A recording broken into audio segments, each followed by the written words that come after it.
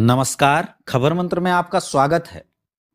हजारीबाग के बड़का गांव की गोंदलपुरा पहुंचे टाइगर जयराम महतो। गोंदलपुरा में अडानी को हुए भूमि अधिग्रहण के खिलाफ ग्रामीणों से किया एकजुट होने का अपील। कहा, अभी नहीं चेते तो कंपनी ले लेगी जमीन।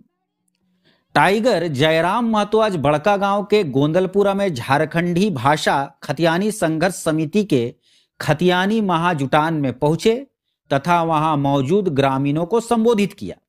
यह खतियानी महाजुटान गोंदलपुरा में अदानी ग्रुप को आवंटित हुए कोल माइंस के खिलाफ था, जिसमें हजारों की संख्या में महिलाएं एवं पुरुष पहुंचे थे।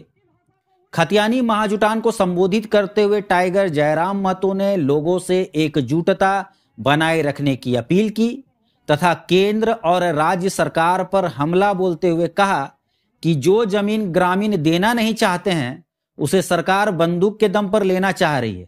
जयराम महतो ने कहा कि यहाँ की जमीन 4 फसल देने वाली जमीन है और साल में 4 फसल देती है। ऐसे जमीन को अगर यहाँ की 80% जनता आम सभा का विरोध कर रही है तो भी सरकार और हजारीबाग की डीसी इस जमीन को जबरन लेना चाहते हैं, जो पूरी तरह से गलत है।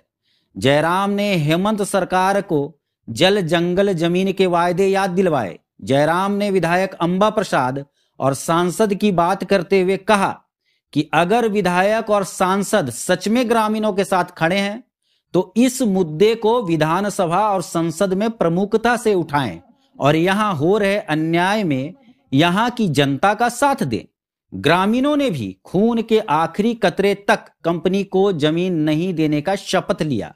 खतियानी महाजुटान को लेकर प्रशासन भी चुस्त दुरुस्त दिखी तथा जिला पुलिस की पूरी एक कंपनी महाजुटान की सुरक्षा करते देखी गई। खबर मंत्र से रवि शर्मा की रिपोर्ट।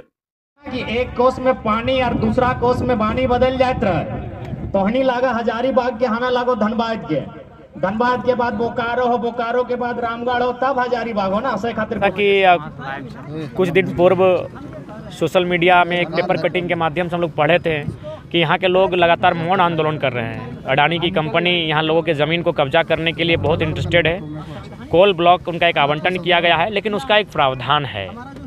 भारत में एक कानून है जो केंद्र सरकार का कानून है, भूमि अधिग्रहण अधिनियम 2013। उस कानून के तहत अगर आप किसी निजी जगह ज़मीन को लेते हैं तो उसके लिए आपको 80% लोगों की रजामंदी लेनी होगी। लेकिन ये लोग अपने सरकारी पावर, सरकारी तंत्र का इस्तेमाल करते हुए ना लोगों से रजामंदी ली गई है, ना ही ये सिक्योर कर रहे हैं। पहले बात, ज़मीन के बदले ज़मीन की गारंटी का भी प्रावधान है, लेकिन आप उस विषय पर भी बात नहीं कर रहे हैं। मुझ को इसमें जान माल की हमारी व्यक्तिगत भी क्षति होती है तो हम लोग पीछे नहीं हटेंगे। और इतिहास साक्षी रहा है 2 जनवरी 2006 कलिंग नगर उड़ीसा की वो घटना, जब 13 आदिवासियों को गोलियों से भून दिया गया था। गोली से भूना वो विषय नहीं था। कितना दर्द और कितना क्रूर है इंसान, उस बात का आभास कीजिए कि उनके पंजों को भी काट लिया था।